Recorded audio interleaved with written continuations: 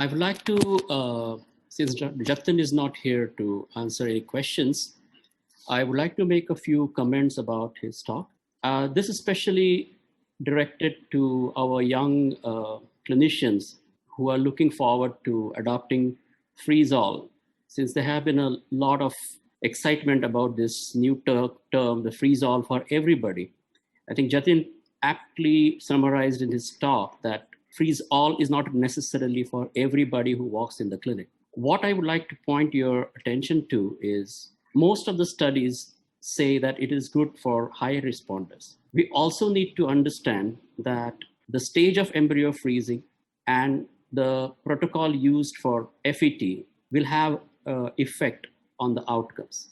And many studies who claim to have a superior outcome of at freeze-all mainly talk about the first only one transfer after the freeze-all cycle. And what is more important is to look at the cumulative live birth rate of all these.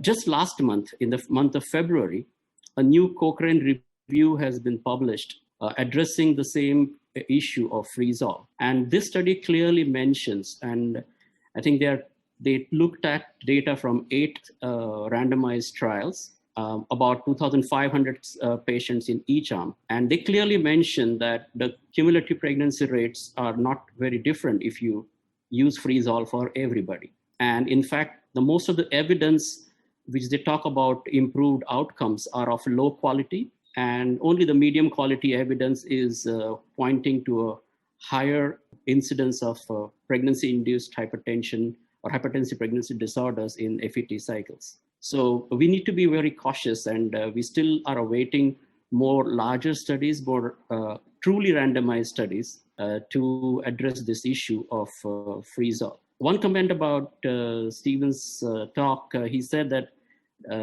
day 5 embryos frozen blastocysts seem to give a better outcome in FET cycle. And we also need to take into account that if we are doing a blastocyst transfer in a fresh cycle, some of the patients will have a blastocyst only on day 6, and that will drag the fresh transfer rate down, whereas this gets nullified when you transfer this embryo in a frozen thaw cycle. So these are my observations on these 2 talks. Do we have any questions in the chat box? I don't see any. I don't see any questions from the audience. So we move on to Nalini. Thank you, Nalini. That was a great presentation, and you did tell us a couple of things about prolonging stimulation and having an adverse effect on the oocyte quality, the dosage of gonadotrophins, and the type of drug that we are using. Of course, the LH activity is very, very important. So I do have 2 questions for you here. The first is, having said what you have, should we be aiming at 8 to 10 oocytes then, in order to achieve better quality, rather than we are very much now talking about 15 eggs and so on for better pregnancy rates. So should we go slow and become a little better? Not, of course, very slow, because again, the pregnancy rates go down, but how would you address this? Sonia, that's what I said. It's a balancing act. Yes. Between the numbers and the quality, between quantity and quality. We do know that when we have quantity, we will have a cumulative pregnancy rate, a number of them, so the patient doesn't have to go through a stimulation again. So what is that point? What is that checkpoint where we say, okay, this is where we should stop? We know that, in the graph, the bell-shaped graph that has been shown, that you optimize at 16 and then you start going down. However, as all of us know, that we can never actually predict how the patient is going to respond. You cannot tell her, okay, you're going to get 16 oocytes, or you're going to get 10 oocytes. And so what I follow, because it's really difficult to go anywhere, what I follow is that if I'm planning a fresh transfer, my stimulation will be milder, because then I don't want the progesterones going up, especially when there's severe male factor. You know that you may need to do a fresh transfer and you can't freeze-all. Where the question of PCOS patients are concerned, in any case you go lower because you don't want to hyperstimulate them. It's in the normal responders, like with unexplained infertility, where the real balancing act has to be done. And I think they're based on AMH, BMI, And the AFC, you get standard dose, because your aim would be about 12 to 13 oocytes, but you don't want to push it, because then the more you push it, the worse the hormonal profile becomes, and maybe the quality. And which we have seen, sometimes patients have prolonged stimulation, and invariably their oocytes are not good. They're granular, they have vacuoles, they have SERs. So somewhere we have to find a balance. It's difficult at this point, but through experience and whatever best we can do, we try. How about you, Dr. Fleming? From your experience, what would you say to this question? Would you also agree to making it a slightly gentler protocol for some patients, or would you, as Nalini says, it is a balancing act, but she's from the point of view of a clinician, you are looking at it from the lab aspect. So tell us, what would you think about this, about balancing it? Well, a cheeky answer would be to say that any embryologist would rather be handling a reasonable number of oocytes rather than a very high number. And those of us... let me put it like this. If you have your clinician giving you, say, 20 eggs, would you be happier? Or would you be happier if she gave you, say, 10 eggs or 12 eggs and all of them are good quality? What would make you feel better? I think you know the answer. So I think we all need to balance it. We would always come back to Nalini again. Yeah, we'd always prefer a lower number, but better quality. And so, Nalini, what I see, since we're talking about this workshop conference is mainly about freezing. What is the effect of these drugs on freezing? Is a long time ago, Filicori used to talk about the oral ovulagens, and he said that the clomiphene eggs produced by clomiphene are the hardiest because they withstand. Because at that time they were talking of slow cooling, and so it withstood that very well, and they were very fond of it, probably because of the LH in it. Now, with the vitrification and with fertility preservation, with our patients here who are needing it, and with the short period that we have in front of us, what would be a selection of protocol for them? So that we don't get... My protocol has been standard when recombinants were introduced, and we all went into trying the recombinants. And it was my observation at that time that the moment you added LH, the moment you added Minocure, the follicles looked so healthy and they grew so beautifully. So right from that time onwards, almost for the introduction of recombinants into India, I have used a combination protocol. I don't use a pure recombinant protocol at all, and I think I'm very happy because we do get good eggs with that, good oocytes, and I would recommend that should be the protocol to follow. And today we have so many papers and so many huge trials which show us that a combination protocol is definitely better, both in terms of oocyte quality, embryo quality, even the freeze-thaw. In the Merit trial, I think I pointed that out, even the freeze-thaw results are better with the HPHMG rather than with recombinant only. So for me, that is the way to go. LH has to be there. So basically, we all are moving more towards LH as far as our practices are concerned. Yeah. And what about you, Dr. Fleming? How would you address this in oocyte freezing, particularly for fertility preservation? Which are the best kind of eggs that you get? Those that have matured when they should mature. So I think what Nalini said, makes sense.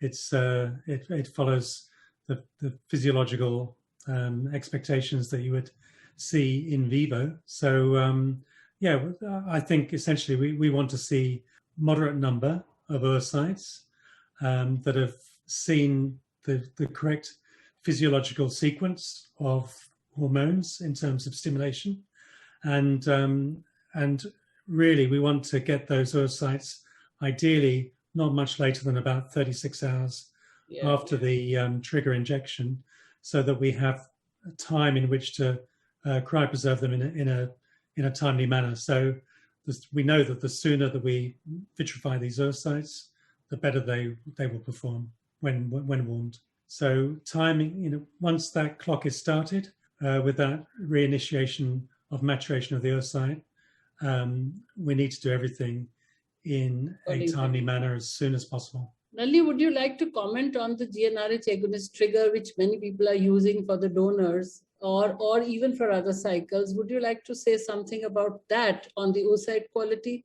rather than an HCG trigger, So the maturation when of you the oocyte? compare the maturation, especially in women who have a good response, it's not different. Now, when it comes to a dual response, my own study, which we had written up, we did not find that GnRS agonist, when you compare to the HCG trigger, gave you more mature oocytes.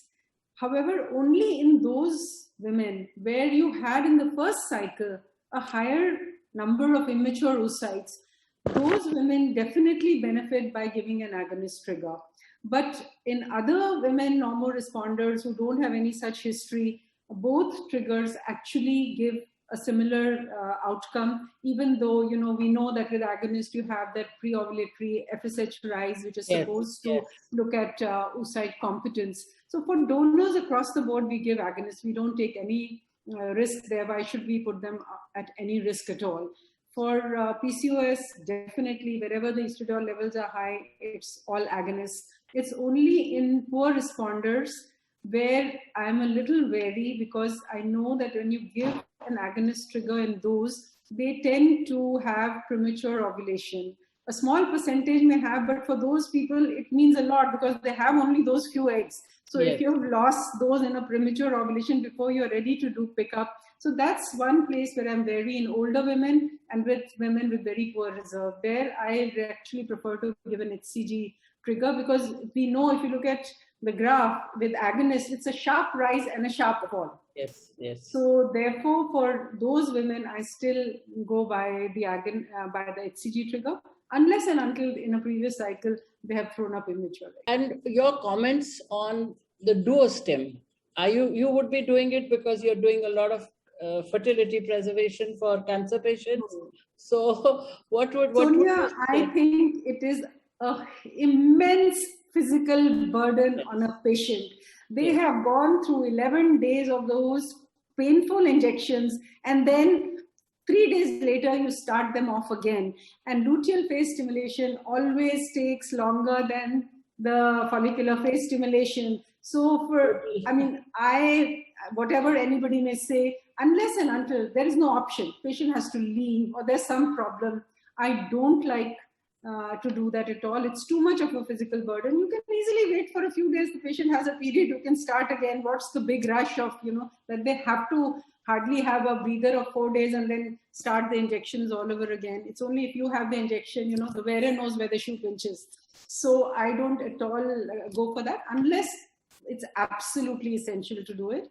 But just to share a very, very interesting case where we didn't do a duostem, but I changed from a follicular phase protocol to a random start or a luteal phase within the cycle. She was a patient of her AMH was like 0.1 and you could hardly see any AFC, but and FSH was like 14, 15, 20 also in one cycle. But she insisted that she wanted to get stimulated despite immense counseling. And she was related to one of the doctors working with me. So we started her stimulation and suddenly she came back and we could see a corpus luteum on the 7th or 8th day. And we did the progesterone, it was high. So I said, listen, I can abandon the protocol. Or if you want, because I could see a few follicles, the second wave, I said, if you want, I'll convert it and go for a longer time. And she said she's okay with it. And we have 3 beautiful embryos for her with the AMH of 0.1. So there is a God. Yeah, of course.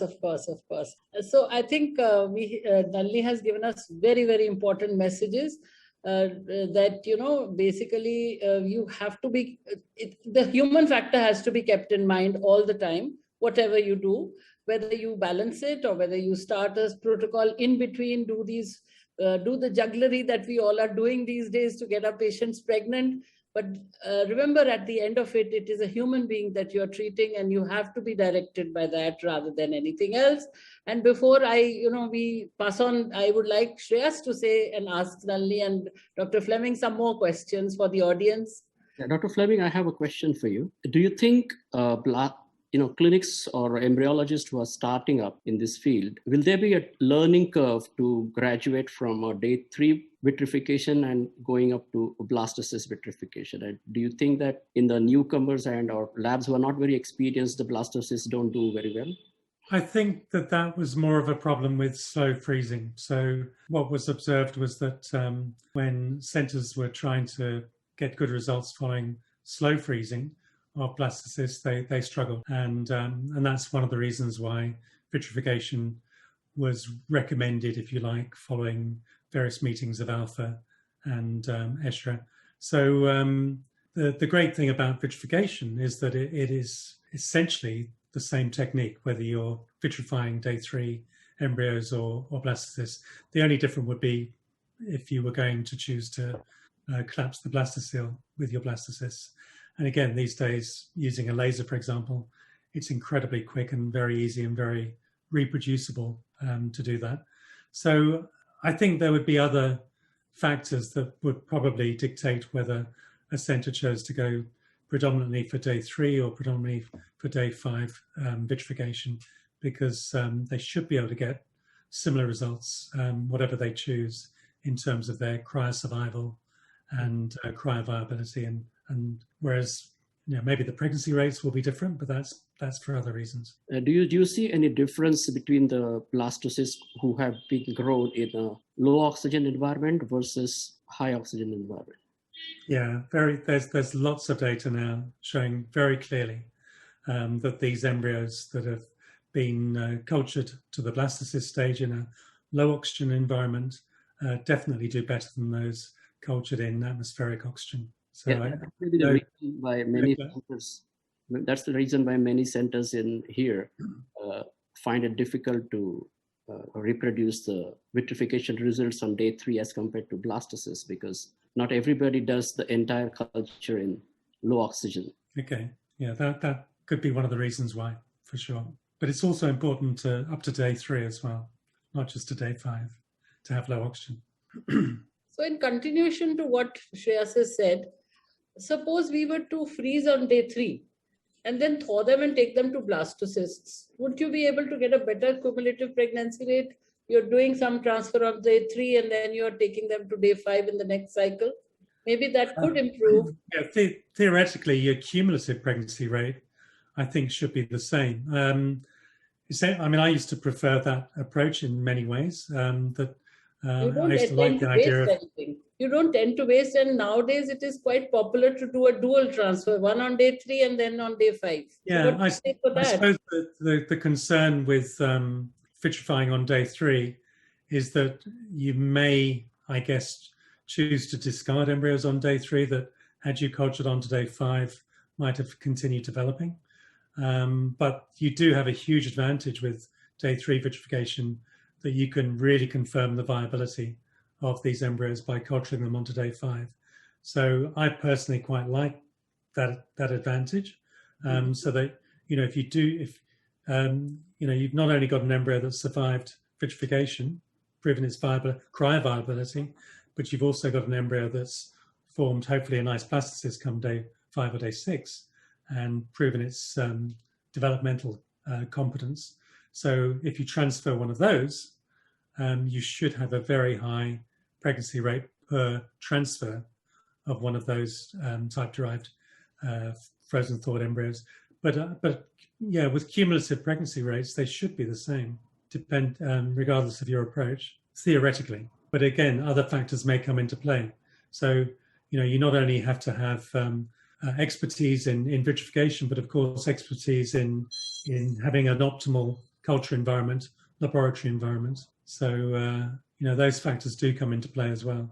I can suggest address both these issues in one go is something which we practice in my clinic. Is if we are freezing on day 3, as Stephen correctly said, that there is a chance that you would discard a few of the good ones. So we then plan to freeze on 2 days. You freeze on day 3 what you feel it is good. Allow the rest to go to the blast, and if you have a blast, freeze again on day 5. So yeah, we follow the same, Shreyas. Yeah. That's what then we we do go as back well. for thawing. They're all following that. We would thaw day 3, as you said, confirm that they are growing. And in case they don't survive, if you have frozen, say, 2 on a leaf, and then we take 2 out and they don't become a blast, then you may have another blast which you have frozen at some later date and still salvage the FET cycle, then canceling it. This is something which we practice in my clinic. one of my slides was precisely on that subject, but somehow didn't get recorded. I don't know why, but I had a slide which was looking at that exact approach where embryos were the best embryos on day 3 were vitrified on day 3. The remaining embryos were allowed to develop on to day 5, and that, you know, any suitable quality blastocysts were vitrified on day 5, and that, you know, that showed some interesting results, but it showed that it was actually a good, worthwhile approach to follow. I think we can. Yeah. We don't have any more questions coming from the audience. So I think we can close this session now. Thank you very much, Dr. Nalini, and thank you very much, Dr. Fleming, for the great lectures, and of course Jatin in his absence.